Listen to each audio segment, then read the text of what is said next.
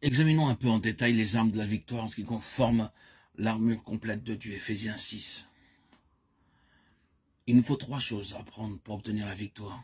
Prendre le bouclier pour éteindre tous les traits enflammés, prendre le casque du salut pour couvrir notre tête et prendre l'épée de l'esprit pour fendre l'air. Il y a des jours où l'ennemi nous serre de près, où il semble difficile de respirer. Avez-vous jamais expérimenté cela? Je parle à ceux qui sont spirituels.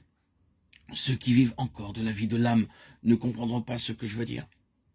Quand votre esprit est comme oppressé par les forces des ténèbres, vous éprouvez une sorte de suffocation. Cette impression de suffocation affecte le corps et il vous semble que votre vie s'en va, jusqu'à ce que ce sentiment de suffocation vous soit enlevé. C'est l'explication de l'obstacle dans la prière par lequel vous apprenez à discerner les choses spirituelles. Vous pouvez savoir par le poids qui pèse sur votre esprit qu'il y a de l'oppression dans l'air, que les puissances des ténèbres se sont réunies autour de l'endroit où l'on prêche la vérité de Dieu. Alors, si vous résistez à cette opposition en réclamant le sang du calvaire, vous combattrez jusqu'à la victoire. Ce sera aussi la victoire dans la réunion. Tels sont les vainqueurs dans la prière, dont Dieu a besoin. Ceux qui connaissent la guerre spirituelle et le moyen de résister à l'ennemi dans les airs et d'obtenir la victoire. Nous savons demander et travailler, mais nous ne savons pas combattre contre les puissances des ténèbres. Le seul moyen de les repousser est d'adopter une attitude de résistance et de prière. Vous saurez que ces puissances sont rassemblées autour de vous, que l'oppression qui pèse sur votre esprit. Il faut connaître le moyen de nous élever au-dessus de ces puissances par la prière. Comment?